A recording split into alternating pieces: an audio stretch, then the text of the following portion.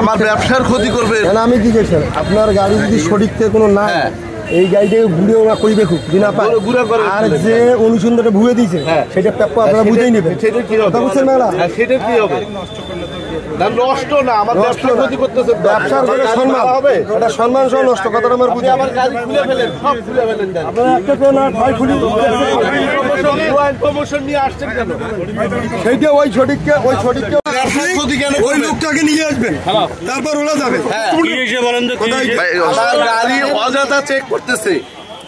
Information নাকি পাইছে, ইনফরমেশনটা কে দিল? আমার গাড়ি পার্ট টু পার্ট কাইটে দরকার হয় ইয়ে করুক। আমার গাড়ির জন্য কোনো রকমের ভেজাল পায় আমি গাড়ি ছেড়ে দিব, তারপরে আমার কি সাজা হয় আমি নিব। আমার ব্যবসার ক্ষতি করতেছে আমার গাড়ি। এই যে বাইরে দেখতেছে, আমি তো সঠিক বলতে পারবো না। ওনারা আসছে কার ইয়েতে সেটাকে আমি বলতে পারবো? কারা আসছে এখানে?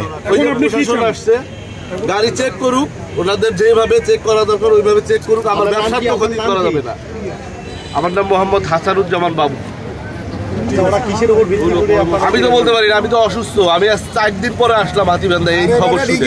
যেটা দিতে ওরা গাড়িকে গোড়া খোলার পর না পাবে অনুসন্ধান যে লোকটা দিচ্ছে ওদেরকে সেটা বুঝিয়ে নিয়ে তুমি ছাড়িয়ে দিবে। তোমার যদি ক্ষমতা প্রয়োগ করতে পারো ক্ষমতা আর অক্ষমতা কি? ওরা আমার আমার গাড়িটা ভাইরাল হয়ে যেতেছে না, এটা ক্ষতি হচ্ছে না আমার? এটা সম্মান ভাই, সম্মান যাচ্ছে, ক্ষতি হচ্ছে, সেটা তুমি বুঝি নাও। গাড়ি আপনারা চেক করেন, একদম পার্ট টু পার্ট খুলে ফেলেন, গাড়ি খুলুন, পার্ট টু পার্ট খুলে ফেলেন, সমস্যা নাই। আমি সঠিক জানি না। গাড়ি আজকে 1 সপ্তাহ থেকে পাম্পে। আমার ড্রাইভার আমার দোকান করে প্লাস গাড়ি চালায়। আমি লোকটা আজকে 3-4 দিন থেকে বাড়িতে অসুস্থ। খবর শুনে এইমাত্র উঠে আসলাম।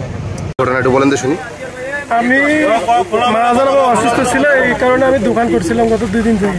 দোকান করার পর আজকে আমি ঘুম থেকে কালকে রাত 12টা-1টার দিকে বার গেছি। ঘুম থেকে দেরিতে উঠছি, মহাজন ফোন দিয়ে বলছে যে ঘুমার সমস্যা নেই, পরে গাড়িটা বার করিস, আজকে আর দোকান খোলার দরকার নেই। আমি 12টার দিকে আসলাম, আসিয়া দোকান না খুললে গাড়িটা ধোয়া নেই, গাড়িটা ধুইতেছি পাম্পের পিছনে ধুইতেছি। এমন সময় গাড়ি ধোয়া অবস্থায় 2জন লোক আসলো সিভিলে, প্রশাসন। এখন বুঝতে পারলাম সিভিলে এসে বলতেছে যে তোমার গাড়িটা রংপুর যাবে। হ্যাঁ যাবে, আপনারা রিজার্ভ নেবেন নাকি? হ্যাঁ রিজার্ভ নেবো, আমাদের রুগী আছে, চলো মিলন বাজার যাই, ভাড়া ঠিক করেন। এমন সময় তো একটু গাড়িটা আগে না কথা বলে, ওখানে তো ভিজা পানি আছে, আগে না আগে নিয়ে আসলাম। পরে দেখি ড্রেস পরিধান পুলিশ আসছে, আর সেই চাবিটা আমার হাতে নিল, নিয়ে আমাকে ধরলো, তোর গাড়িতে মাল আছে, কই আছে বল। তারপর আবার আমাকে গাড়িতে তুললো, তোলার পর বলতেছে যে গাড়িটা একটু আগে না। তারপরে এখানে নিয়ে আসলো, নিয়ে আসার পর আমাকে ধরে আটকে দিয়ে তারপর সব কিছু চেক করতেছে। আমি বলতেছি যে আমার গাড়ি তো 5 দিন থেকে বাইরে হয় না। ঠিক আছে।